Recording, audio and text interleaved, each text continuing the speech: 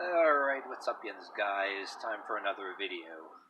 Another video in my playlist series of the real life games of Yu-Gi-Oh! People keep playing.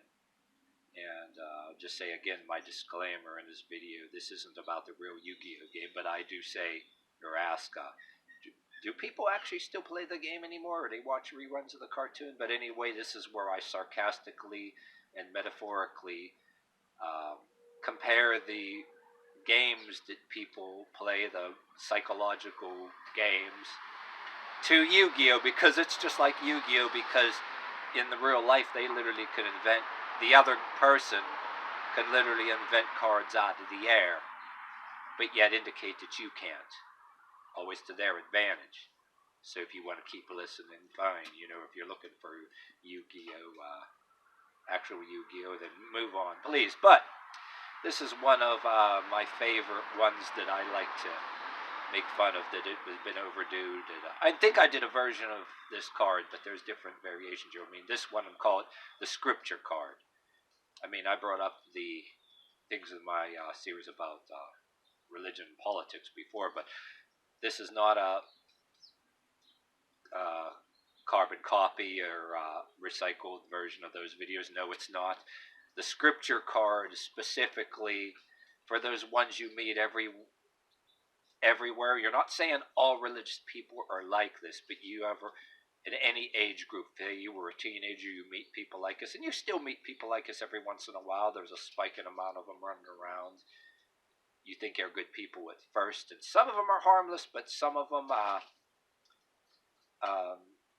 okay, these are the ones that every time you get intellectual and you're agreeing with them about certain parts of the world, you get into conversations with these people. Some of them you know damn well what they're doing and why they're in conversation with you, but yet, you know, you want to have an intelligent conversation with them, if you will. And a lot of things like people like me come up and say, well, yeah, how the world is really getting fucked up and stuff like that. But these kind of people, every time you say something intellectual, these people keep calling it worldly wisdom. I mean, there's even, you know, the really narcissistic people on TV sometimes, religion and politics. And I'm going to say real quick, not to go on and bringing in politics, but the far left and far right, I'll say again. People hate the far right, but they're on the left. The fucking left is this way, not a religious way. And I say this, what does this have to do with the Yu-Gi-Oh! Scripture card? Well, they have a dogma that you've got to follow. Whether you say you hate the left and you hate religious conservatives for stuff that I'm saying here, the left has a dogma, and there's an indication, a subtle hint and signal that your intellectual ability and intelligence should be brought down a notch, because they hate, you know, the religious conservative far right, which can be condescending. I don't want to go on and on about back in the day, you know, no long hair, no this or that or whatever, you know, the diehard far right or conservative. But the ones that hate this conservative, these people, they have a version of a scripture card, but they usually have their books on their neo-communist authors, or their so-called anti-racist authors, which is just an indication of more and more rules.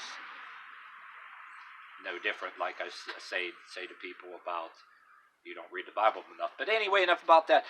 The person that plays the scripture card, getting to the point, I'm not, and again, I'm not saying every single religious person like this, but the ones that are, like I said, you get intellectual, they eventually start hinting that you got worldly wisdom, right? So there's an indication that they don't appreciate you agreeing with them. Okay, these people will come up to some random person, whether they look like me or look like you, and they're the kind, if you will, okay, that they approach you. I don't care if it's in a Walmart or anything you're involved in, like where they're off the street somewhere. They do it when they approach you. They do it in presumption in their own minds, like you're some kind of atheist, some big sin. You know what I mean? I think a lot of this is some of the reasons why you had back in the early 2000s in YouTube, you had all these explosions of atheists in the drama against the conservatives or whatever, and where the Amazing Atheist was always real popular back then. You had a couple of these other people with the. I mean, you know why some of them are the way they are and have their views, and again, you can have a world on that side too that got a dogma and to a point too. But I'm not going to go on too far about that. I indicate that you go in one area, there's no escape from it. But keeping on the subject of the scripture card, okay, if you got this far in this video, and I'm saying not trying to laugh because I got to face the certain people in my mind there too.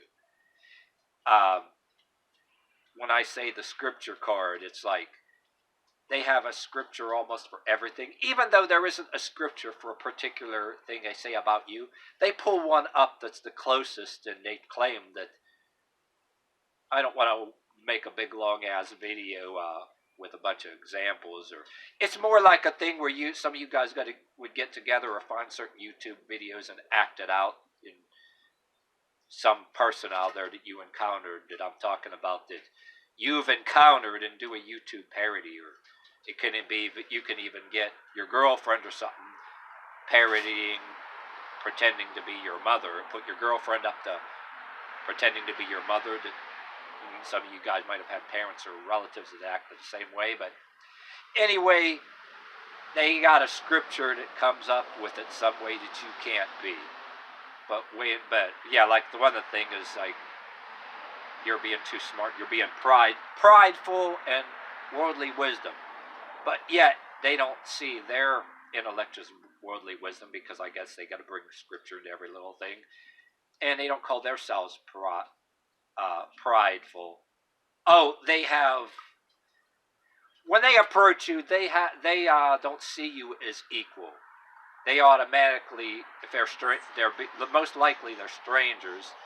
They don't see you as equal at all, and they're not looking for an intelligent conversation. They start for a while trying to patronize you or go along with you. You know that. When you're talking about, how the world is going to hell, and if you want to talk about Armageddon, different things like that, they act like they're agreeing with you. You're agreeing with them, you're finding something agreeable to say, but that's not their purpose at all, not at all. Unlike the ones that actually say, you know what, you actually got some things down pretty good. You know, I mean, these are the people that think that everybody that they encounter, anybody that they have to approach, whether you or somebody else, automatically there's some kind of big bad sinner, atheist, totally godless person, totally oblivious to what's going on in the world, like as far as crime. I mean, you don't, you're supposed to be a notch below them. The minute they approach you, there's never no equal. It's almost like, in my case, it might be, we'll get you a haircut, bring you into our church and get gratification. Look, I brought in a sinner and got him a haircut, and it's they want to bring somebody and they want you to look up to them while they look down on you, and a lot of them actually want to speak to you like they approach you in a way, some of them actually trying to speak to you like you're a child. You're a notch below them. You're never their equal. And if there's any intention of, if you're intending on expecting them to see you as an equal and give you any real praise except for patronizing you at first, but easing into saying, "Oh, you're pride," means when they say you're prideful, worldly wisdom, and you're prideful. I'm saying this without trying to laugh because again, I got certain faces of certain people in the past in my head, so forgive me if I'm looking kind of. Yeah, you can. Some of this shit when you talk about it, it's hard to talk about without laughing. I don't know how anybody else, frankly, can, but yeah, you get what I mean. It's you're expected to be a notch lower than them, and you're supposed to look up to them. And there's always I mean, they're looking to be your leader. You're supposed to be hanging over their every word. Uh, that's what the whole plan is from the beginning. And then if you don't go along with it, even though there's not a scripture for it, they pull out the scripture and linguistically talk it into somehow that they want to ease into politely calling you out as, you know what I mean? Otherwise, I'm allowed to be intellectual because I have the Bible and God or whoever, whatever preacher they're under, or whether they're self-proclaimed or something on their ego. They're a potential leader, somebody they're trying to. You're somebody they want to bring in. You're not really anything equal.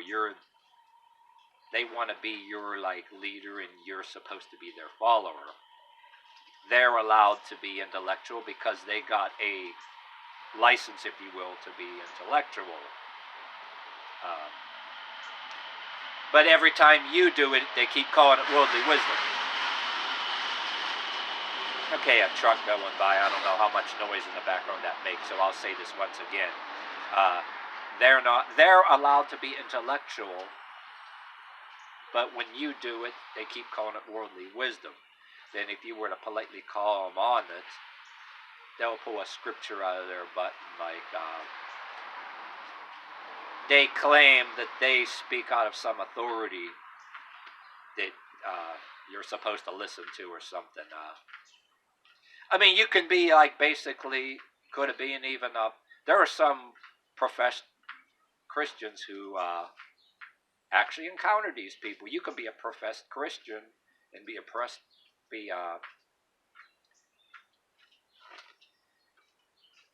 by these people. You know what I mean? It's very strange. You know what I mean?